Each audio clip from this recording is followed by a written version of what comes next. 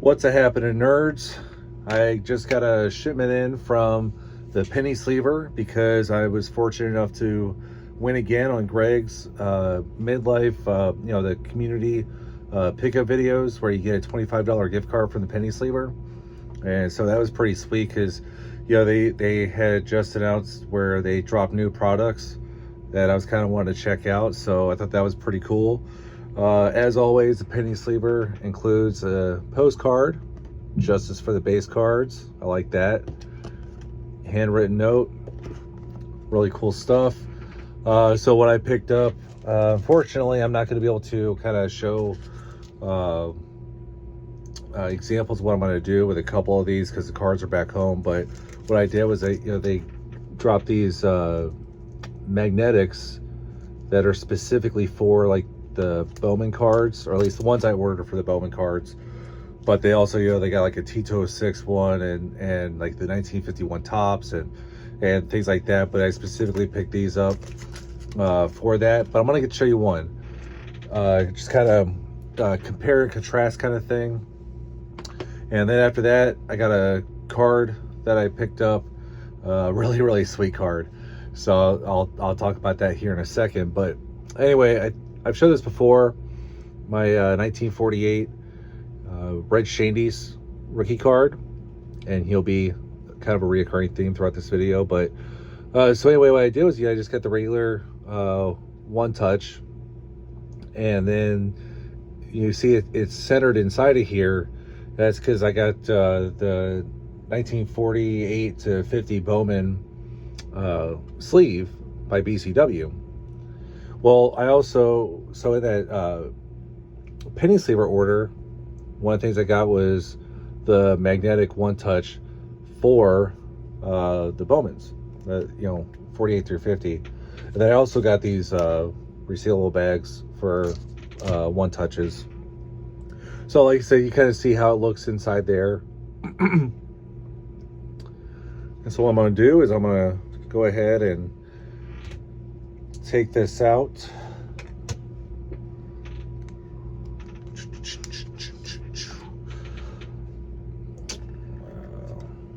Go ahead. God bless America. There we go. Put Red's rookie card in there. And we're going to see how it looks compared to what I had been doing. I mean, that's clear. I've never owned a CGC slab, but everybody talks about how clear the plastic is.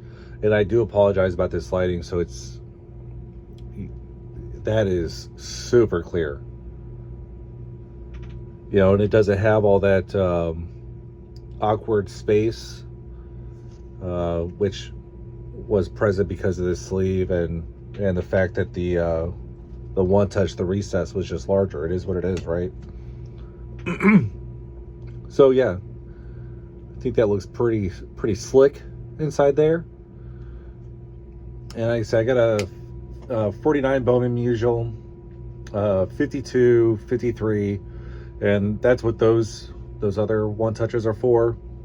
Just go ahead and get them now, and then when I get back home end of December, those are already ready to go. So really cool. I dig these. I know penny sleever is not the first to do specific size one touches, but anyway, I dig this, and right out the get, I recommend that. So now the pickup video, or the card that I picked up. I said Red's going to be a reoccurring theme, and that's because for a long time it's like I wanted a Braves card of him, and it was like my second video that I did. What was that, like 4 or 5 months ago? Anyway, it showed a commemorative Topps card that had it was a commemorative patch for the 1957 World Series, and I'll kind of put a little picture of that as I'm talking about it. And like I had mentioned in that video, is that going to stop me from getting like a Playing Days Braves card of Red Schoendienst? No. But I didn't want to get just any card. Nothing against the 58, 59, and 60 tops. It was just like I wanted something different. And part of me really, really wanted a 1957 Braves card. Because that's the year he had traded there. That's the year that they won the World Series, in large part because of Red. Now I understand, like Lou Burdett had the 3 complete, not complete games. Were they complete? Anyway, Lou Burdett was the World Series MVP, rightfully so. He won 3 games. Hank Aaron and Eddie Matthews, they were the stars. But, Red was that huge midseason acquisition. So, anyway, going back, I first learned of these cards through Matt at The Card Story, and then a little bit more in depth, more from a set perspective, because Matt, he collects the Warren Spahn and the Hank Aaron, whereas the channel, The Battery, Carlisle Rude, he had a video where he talked more about these cards, and without further ado, I'm just going to show it to you. But it's the 1957 Red Schoendienst Spick and Span. And unfortunately, when a copy finally came up, there was actually 2. They were PSA slabbed, and I mean, this thing's like gigantic. It's like, holy cow, I was hoping for an ungraded copy, but it is what it is. And ironically, this was cheaper than the 1960 that I had seen. And I very much wanted the 57 over the 60. A lot of it is the periodicity, right? So anyway, I'm going to talk about this card a little bit. I'm going to talk about Red a little bit because I can. So like I said, Matt at The Card Story, The Battery. Also, earlier tonight, I was watching a video from Jeff, a fine collector, and he shouted out JWS Dugout. His name is John as well. And but anyway, he's a newer channel. I'm going to double down, shout out his channel. I'll put the link in the description below. But the reason why I'm saying that is because he's a Braves fan, and this is a Braves card. And it also happens to be a Milwaukee Braves card. So, Bucks and Six, big Milwaukee fan. Go ahead and shout him out too. Both of them are newer channels. I really dig their stuff, so go check them out. Anyway, so this card right here. So like I said, I learned of them via those channels, right? Spick and Span ranged several years. It's not Spick and Span maybe like you would think of Spick and Span, but it's actually from a dry cleaning company that used to operate in the Milwaukee area. And so when the Braves moved from Boston to Milwaukee, there was a lot of fanfare. They got good relatively quick during their albeit short time in Milwaukee. And so Spick and Span, this dry cleaning company, really kind of try to capitalize on that, I think, by making baseball cards. And the baseball cards came in all shapes, sizes, and things like that. So anyway, wanted to do some research on this card. And there's a trading card database, of course, that lets you know like they exist. There's some basic information, but I read an article on Sports Collectors Daily. This guy named Bob D'Angelo back in 2018 wrote an article about these. And so it's really kind of cool to read up on that kind of stuff. That's where I'm getting most of my information from. And it's estimated that this one, this Red Schoendienst, is a short print, which kind of makes sense because he was traded to the Braves June of 1957. So anyway, like I said, I thought this is just really sweet. It's hard to pick up on the camera, but it supposedly like the players wrote the message, and the autograph. It's all facsimile on here, but said it's great to be a Brave, and like the Cardinal fan in me and the legend of Red Schoendienst, the message kind of hurts. But I could definitely see why Red would think that. He had just a year prior had been traded away from the Cardinals to the Giants, who were further down in the standings. So he went to a worse team. And then it was actually like a month before the trade, based on what I was reading, the Major League Baseball owners had approved the move of the Giants from New York to San Francisco. So now Red's on a team that is not performing well, is about to move 3,000 miles away. And so it's like, and then he gets traded to a contending team, obviously, because they won the pennant in the World Series. And so I could see where he would definitely, have that sentiment. You know what I mean? It's one of those funny things I was thinking about. With Ken Boyer, I don't really have any want to collect cards of him on another team, but with Red I do. And it's one of those things where Red is a Hall of Famer. He was voted in by the Veterans Committee in 1989, and I honestly don't understand why it took that long for him to get in the Hall of Fame. But the fact of the matter is, he did.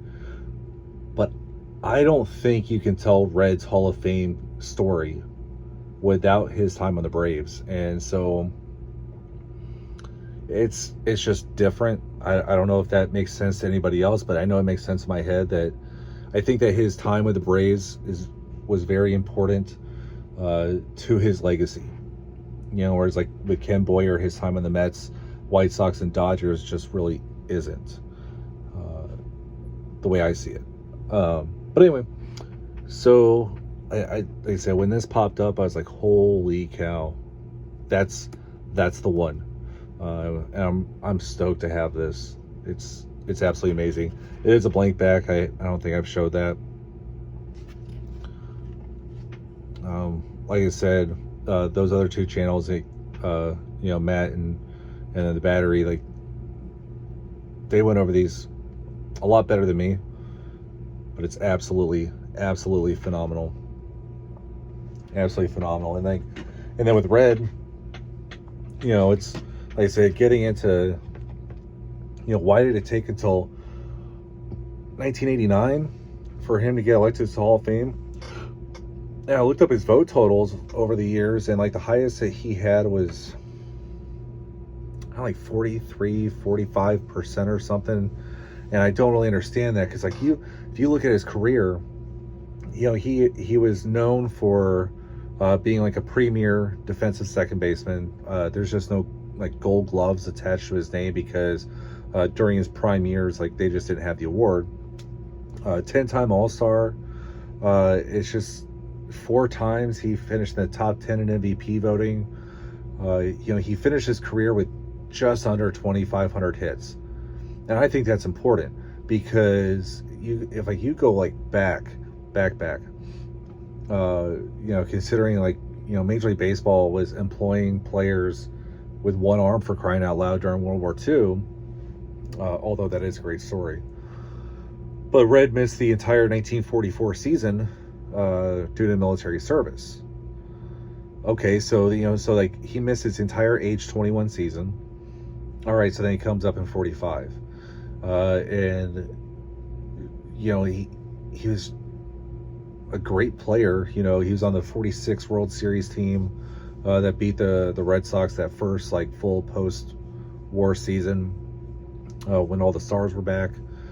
But then, and it was a big deal at the time. Like, if you go back and research it, like, Red Schoendienst was on the cover of Sports Illustrated. Well, why was that? And that's because he missed the entire 1959 season, his age 36 season, because he had tuberculosis. Come to find out, like, he had been suffering from that throughout the entire 1958 season as well. So that severely limited him. But so he misses essentially the entire 1959 season. He had a part of his lung removed, and still came back. But he was kind of a part-time player and everything. But what if that hadn't happened? That's not like just an injury. He wasn't injury prone or things like that. He had part of his lung removed. And if that had not have happened, I mean, it's not unfathomable to think that he would have been a 3,000 hit guy. If you give him all of 59, and then the implications for 60, 61, 62, would he have played a full 63 season, and then you just average that out, and it's just man, he would have been very, very close to 3,000 hits. Now I say that, but Lou Whitaker's on the Hall of Fame, and even though he should be, so it's are they actually similar players? Without having, it's hard to compare eras, right? Red played in the predominantly 40s and 50s, some of the 60s, whereas Lou played 70s, 80s. So it is really hard to compare the two, but they're both second basemen. I think they're both underrated, not hobby speak, but within the context of the history of Major League Baseball. So Red held records, defensive records that weren't broken until Ryan Sandberg. But he had a season where he led the league in hits. That was his 57 season. He finished. That was his highest MVP finish, was third. You could argue that he should have won it, but anyway. I don't know what his WAR totals are, because I think I'll talk about that. Because I got some other cards that I do have in that I haven't talked about. I'll talk about it there. So I don't know what his WAR totals are, because I don't care. But anyway, I think Red's an amazing baseball person. I've talked about that before on my channel. When you just look at the totality of everything. But I've really wanted to, learn more about Red, the player, not Red, the baseball lifer. And part of that is, having his time with the Braves represented in my collection. And I think I kind of want to get a Giants card just to fill that gap. I think there's a J Publishing that he has. I might try to get. Otherwise, it'll just be the 57 tops. But yeah, so anyway, I hope not so much more rambling on.